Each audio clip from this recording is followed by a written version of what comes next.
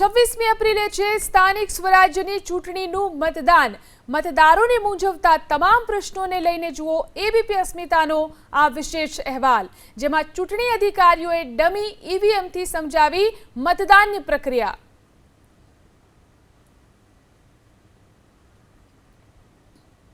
એક પ્રયાસ કરવામાં આવી રહ્યો છે કે જે પણ મતદાર મત આપવા જાય ત્યારે તેમણે કઈ કઈ બાબતો ધ્યાનમાં રાખવી અને મતદારોને મૂંઝવતા જે પ્રશ્નો હોય તેને લઈને આપણી સાથે ચૂંટણી અધિકારી છે તેમની સાથે વાત કરશું। એક ડમી ઈવીએમ જે અત્યારે તાલીમના ભાગરૂપે અલગ અલગ જે ચૂંટણીમાં જોડાયેલા કર્મચારીઓ છે તેમને ડેમો અત્યારે આપવામાં આવી રહ્યો છે। સીધી વાત કરશું, મૌલિક પ્રજાપતિ આપણી સાથે જોડાયેલા છે। સર, અમુક બેઝિક પ્રશ્નો છે કે સામાન્ય રીતે 4 મત આપ્યા પછી કોઈ પણ મતદાર હોય તેને કઈ બાબત ધ્યાનમાં રાખવાની સૌથી પહેલાં? ઓકે સર, પહેલાં તો છે ને બેલેટ દબાવીશ આપશે, જે મતદાન અધિકારી હશે બેલેટ દબાવશે, પછી મતદાર જ્યારે કુટીરમાં જશે તો એને મેક્ઝિમમ 4 ચોઈસ સિલેક્ટ કરવાની હશે। તો સપોઝ અહીંયા 1 કરશે, 2 કરશે, 3 અને 4, મેક્સ ટુ મેક્સ 4 કરી શકશે અને એના પછી એ રજિસ્ટર બટન દબાવશે ને તો યલો કલરનું તો મત રજિસ્ટર થશે। ઓકે, રજિસ્ટરનું બટન દબાવ્યા બાદ તેનો મત કન્સિડર થાય છે। ઓકે, એ કિસ્સામાં માની લો કે કોઈ પણ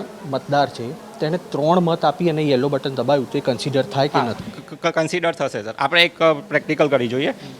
જો આ 1, 2 અને 3 ચોઈસ આપી છે અને એના પછી આપણે રજિસ્ટર બટન દબાવીશું તો એ મત કન્સિડર થશે। ઓકે સર, બીજો મારો પ્રશ્ન એ છે કે કોઈ પણ મતદાર હોય તેને આખી પેનલને નહીં પણ 2 અલગ પક્ષના ઉમેદવાર અને બીજા 2 અલગ પક્ષના ઉમેદવારને મત આપવા હોય તો તે શક્ય ખરું? હા, બિલકુલ શક્ય છે। આમાં સપોઝ 11 કેન્ડિડેટ છે તો 11 કેન્ડિડેટમાંથી મતદાર કોઈ પણ 4 મેક્સિમમ ઉમેદવારને એ સિલેક્ટ કરી શકે છે।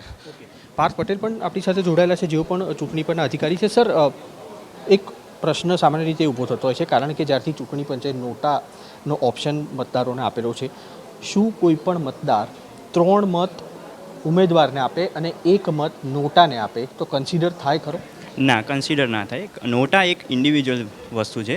નોટા એટલે એક વસ્તુ એવું છે કે એ none of the above person છે કે જ્યારે ઉમેદવારને કોઈને એ પસંદ ના હોય અને નાગરિકને નોટા ઓપ્શન સિલેક્ટ કરવો હોય ત્યારે ચૂંટણી પંચે આપણને એક ફેસિલિટી આપી છે નાગરિકોને કે જે નોટા સિલેક્ટ કરી શકે છે। તો આપણે એક એનો ડેમો જોઈ લઈએ કે આપણે ઉમેદવારની સાથે નોટા આપીએ તો શું બતાવે છે એમાં। ધારો કે આપણે જ્યારે બેલેટ આપ્યું છે અને નાગરિક જ્યારે વોટ આપવા જશે અંદર ત્યારે કોઈ બી 2 ઉમેદવારને સિલેક્ટ કરશે, પછી એમને એવું છે કે મારે નોટાને આપવું છે તો એ નોટા સિલેક્ટ કરશે તો એને સિલેક્ટ નહીં થવા દે। અહીંયા રેડ લાઇટ નહીં બતાવે, રેડ લાઇટ નહીં બતાવે, બરાબર, એટલે એ સિલેક્ટ નહીં થઈ શકે અને એને પછી રજિસ્ટર દબાવશે તો એ 2 વ્યક્તિઓને જ વોટ જશે, નોટાને વોટ નહીં જાય, બરાબર।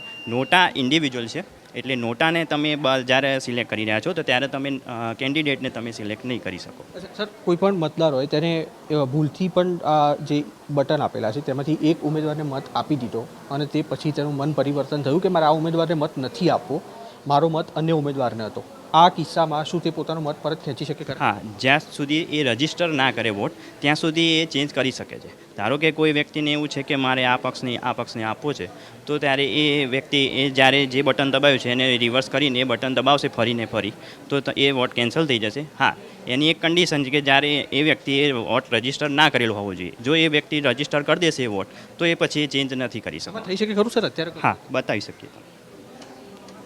ધારો કે કોઈ બી નાગરિક જશે અને એને કોઈ બી એક સિલેક્ટ કર્યો ઉમેદવાર, હવે એને એવું છે કે મારા ઉમેદવાર નહોતો સિલેક્ટ કરવાનો અને નીચેનો ઉમેદવાર સિલેક્ટ કરવાનો હતો તો એ વ્યક્તિ ફરીને ફરી એ બટન સિલેક્ટ કરશે તો અહીંયાથી કેન્સલ થઈ જશે, બરાબર। હવે એને જે ચોઈસ છે એ ફરી સિલેક્ટ કરશે અને પછી એ રજિસ્ટર કરશે અને એનું વોટિંગ પૂરું થઈ જશે। પછી ચૂંટણી અધિકારીઓ આપણી સાથે જોડાયેલા હતા અને આ એ પ્રશ્નો હતા જે નાગરિકોને સામાન્ય સંજોગોમાં મૂંઝવતા હોય છે।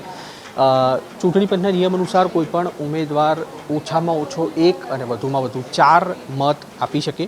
વધુ એક સવાલ પણ સર ઊભો થઈ રહ્યો છે કે શું 5 મત આપવા કોઈ પણ મતદાર માગતો હોય તો અપાઈ શકે ખરા કે 4 ફરજિયાત? ના, 4 મેક્સિમમ 4 છે। 4 આપવા ફરજિયાત નથી। એ 2 વ્યક્તિને બી આપી શકે છે, 1 વ્યક્તિને બી આપી શકે છે અને 4 વ્યક્તિને બી આપી શકે છે, બરાબર। અને 4થી વધારે વોટિંગ પોસિબલ નથી કારણ કે આપણે 4 ઉમેદવારોની પેનલ હોય છે એટલે 4 ઉપર મેક્સિમમ 4 આપણે વોટ કરી શકીએ છીએ। આપણે તમારે ડેમો જોવો હોય તો આપણે બતાવી શકીએ છીએ કે અહીંયા આપણે બેલેટ દબાવીશું, 2, 3, 4 આપણે 4 જણાની પેનલ સિલેક્ટ કરી. હવે 5મા વ્યક્તિને આપણે સિલેક્ટ કરવા જઈશું તો એ બટન સિલેક્ટ નહીં કરવા દે. અહીંયા તમારે રેડ લાઇટ નહીં થાય એટલે એનો મતલબ કે એ વસ્તુ એ કેન્ડિડેટ સિલેક્ટ થયો નથી. આ 4 સિલેક્ટ થઈ ગયા છે અને એ વ્યક્તિ જ્યારે રજિસ્ટર કરશે તો આ 4 વ્યક્તિને જ વોટિંગ થશે, કારણ કે આ વ્યક્તિને તો એ સિલેક્ટ થયું જ નથી. ચૂંટણી અધિકારીઓ આપણી સાથે જોડાયા હતા અને આ એ પ્રશ્નો છે જે સામાન્ય નાગરિકોને સમજવા ખૂબ જરૂરી છે, કારણ કે અલગ અલગ માનસિકતા સાથે જ્યારે મતદારો મત આપવા માટે જશે ત્યારે કઈ કઈ બાબતો ધ્યાનમાં રાખવી તે અહેવાલ દર્શાવવા માટેનો એબીપી અસ્મિતાનો આ એક પ્રયાસ છે. કેમેરામેન પ્રદીપસિંહ સાથે કુશાંગ સોની, એબીપી અસ્મિતા, અમદાવાદ.